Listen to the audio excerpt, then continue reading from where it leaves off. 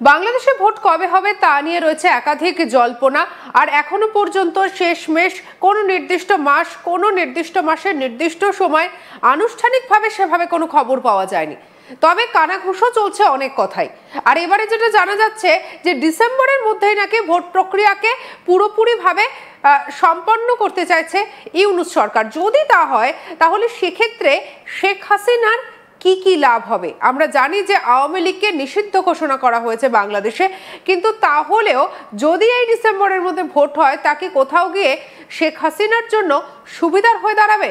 অন্যদিকে বাংলাদেশের পক্ষ থেকে ইতিমধ্যেই জারি করা হয়েছে বেশ কিছু নির্দেশিকা, যেটা দেখা যাচ্ছে যে সাফিকুল আলম তিনি বলছেন যে ডিসেম্বরের মধ্যে এই ভোট প্রক্রিয়াকে সম্পন্ন করার জন্য সব ধরনের প্রস্তুতি সেরে রাখা দরকার বা সেরে রাখার নির্দেশ দিচ্ছেন তিনি।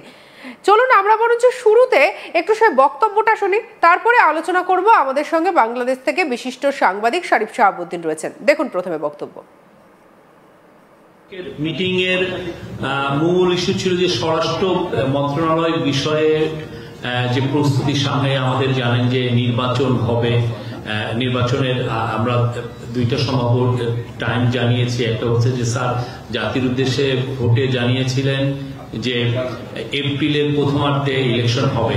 পরবর্তীতে আমরা আরো জানিয়েছি যে যদি প্রস্তুতি সম্পূর্ণ হয়, সংস্কার হয়ে যায়, তাহলে সেটা রোজার আগেই ইলেকশন হতে পারে ফেব্রুয়ারিতে।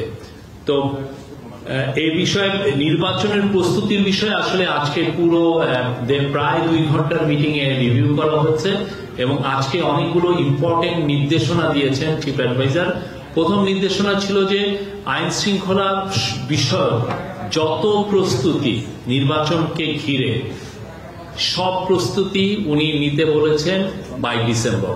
এই ডিসেম্বরের মধ্যে সমস্ত প্রস্তুতি শেষ করতে বলেছেন বাই ডিসেম্বর। মানে এই প্রস্তুতিগুলোর মধ্যে অনেকগুলো বিষয় আছে, যেমন আইন শৃঙ্খলা বাহিনীতে 17,000 নতুন member of security forces like police, BGB, coast guard নেওয়া হচ্ছে এই নির্বাচনকে সামনে রেখে। তাদের রিক্রুটমেন্ট এবং তাদের ট্রেনিংটা খুব ইম্পর্টেন্ট, যাতে এই সময়ের মধ্যে শেষ হয় সেই বিষয়ে উনি নির্দেশ দিয়েছেন। নির্বাচনকে সামনে রেখে আপনি জানেন অনেক পায়তারা হয় যে এটাকে আইন শৃঙ্খলা পরিস্থিতি যাতে ডিটোরিয়েট করে, সেই বিষয়ে অনেক পায়তারা থাকে। তো উনি আজকে নির্দেশ দিয়েছেন যে আইন শৃঙ্খলা বাহিনী যাতে কঠোরভাবে আইন প্রয়োগ করে এই আগামী মাসগুলোতে নির্বাচনকে সামনে রেখে। আর উনি মিটিং এ জানানো হয়েছে যে 8 লক্ষর মতো আইন শৃঙ্খলা বাহিনীর মেম্বাররা ইলেকশন ডিউটিতে থাকবেন। উনি নির্দেশ দিয়েছেন যে এই পুরো 8 লক্ষই যাতে এই ইলেকশনটা কিভাবে হবে আর শান্তিপূর্ণভাবে ইলেকশনটা যাতে হয় সেটার প্রশিক্ষণ তাদেরকে ইনশিওর করার কথা বলেছেন, যে তাদেরকে প্রশিক্ষণ করতে হবে এবং এই কাজটা করতে হবে ডিসেম্বরের মধ্যে। আর উনি নির্দেশ দিয়েছেন 18 থেকে 33। আপনারা জানেন যে এবার অনেকে নতুন ভোট দিবেন। শেখ হাসিনার তিনটা ইলেকশনে, যেটা 2018 এবং 2024-এ আপনি জানেন আমাদের বিশাল আসলে ইলেকশনগুলো তো রিগড হয়েছিল। এই বিশাল আমাদের ইয়াং ছেলেমেয়েরা কেউ ভোট দিতে পারেননি। তো উনি নির্দেশ দিয়েছেন যে উনি মিটিং এ বলেছেন যে যাতে 18 থেকে 33 বছর বয়সীদের যাতে পৃথক একটা ভোটার তালিকা করা যায় সেটা একটু খতিয়ে দেখার জন্য বলেছেন, এবং তাদের জন্য যাতে আলাদা ভোটিং বুথ রাখা হয় নির্বাচনী কেন্দ্রগুলোকে, সেটার জন্য উনি দেখেছেন। এটা অবশ্যই লজিস্টিক্যাল একটা বিষয়, সেটা যাতে তারা খতিয়ে দেখেন এটা কিভাবে ইনশিওর করা যায়। আমাদের সঙ্গে আলোচনায় রয়েছেন বাংলাদেশের বিশিষ্ট সাংবাদিক শরীফ শাহাবুদ্দিন। স্যার, আপনাকে স্বাগত জানাই আজ তাক বাংলায়। এই যে বক্তব্যটা আমরা শুনছিলাম, আপনিও শুনলেন, এই বক্তব্যের মধ্যে বারবার যেটা বলা হচ্ছে যে কখনো বলছে ফেব্রুয়ারি মাস, কখনো শোনা যাচ্ছে ডিসেম্বরের মধ্যে সমস্ত কাজকর্ম শেষ করতে বলা হচ্ছে। এই যে এক এক সময় এক এক রকমের কথা, এই যে নির্দেশনা, এই নির্দেশনার পেছনে আসল কারণ কি? দেখুন, এদের মানে এই গভর্নমেন্টের, এই অবৈধ গভর্নমেন্টের কারোরই কোনো কথার কিন্তু কোনো ঠিক নেই। এদের উপরে কেউ মানে এই কোনো কিছু নিয়ে রিলাই করতে পারছে না।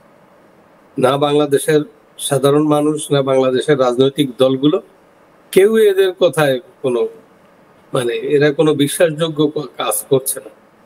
তারা বলছে নির্বাচন ডিসেম্বরের ভিতরে নির্বাচনের প্রস্তুতি নিবে, এটাও একটা ভেক্টর।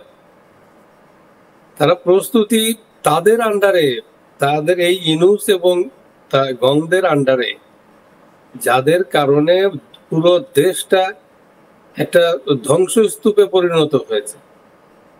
আইন শৃঙ্খলা বলতে কিছুই নাই। গত কয়েকদিন আগে, আপনি 2-3 দিন আগে আপনি দেখবেন যে একটা লোক, তাকে হত্যা করা হয়েছে, তারপরে সে রাস্তায় ফেলাইয়া মৃত মানুষের উপরে উঠে ওরা পাড়াচ্ছে, লাফাচ্ছে তার উপরে, এবং পরবর্তীতে বড় পাথর এনে তার উপরে ফেলছে।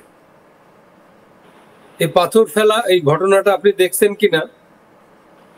যদি দেখে থাকেন তা বুঝবেন যে পাথর ফেললে লোকটা একটু মানে ওই বডিটা পাথরের ধাক্কায় একটা ইম্প্যাক্টে একটু নড়ে, তাছাড়া কোনো কিছু নেই। একেবারে মৃত, এটা বোঝা যায়।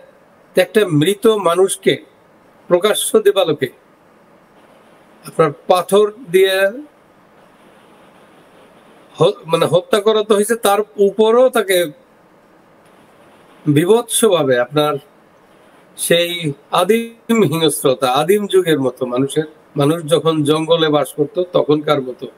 এই হচ্ছে তাদের ল অ্যান্ড অর্ডার সিচুয়েশন। এই সরকারের ইউনূসের নেতৃত্বে এই যে প্রেস সেক্রেটারি ডাস্টবিন শফিক, লন্ডনে সে যখন যায় তখন তার ছবি দিয়ে কতগুলো ডাস্টবিন তাকে উপহার দেওয়া হয়েছে। তো এই ডাস্টবিন শফিক তার রাষ্ট্রীয় পর্যায়ে গিয়ে মিথ্যা কথা বলে। যেখানে বাইলেটারাল টকস হয় সেখানে সে তার ইচ্ছা মতো বিবৃতি লিখে মিডিয়াতে দিয়ে দেয়। তো এর কথার কোনো ক্রেডিবিলিটি নাই, কিচ্ছু নাই। তো আসলে কথা হচ্ছে যে নির্বাচন কে করবে? আপনি বাদরের কাছে দিবেন পিঠে ভাগ করতে, এরা কি নির্বাচন করবে? ইউনূসের আন্ডারে যারা এখানে কাজ করছে এইসব এই মিথ্যাবাদী। ইউনূস নিজেও একজন কনফার্ম লায়ার, সে পুরো দেশটাকে বিভক্ত করে ফেলছে। তারপরে ষড়যন্ত্র তার একটার পর একটা লেগেই আছে। সে লন্ডন কনস্পিরেসি করে এসে সে মনে করছে যে আন্দোলনটা ঠেকিয়ে দেওয়া হবে। তার বিরুদ্ধে সকল দল মিলে একটা আন্দোলন, প্রচন্ড আন্দোলন তৈরি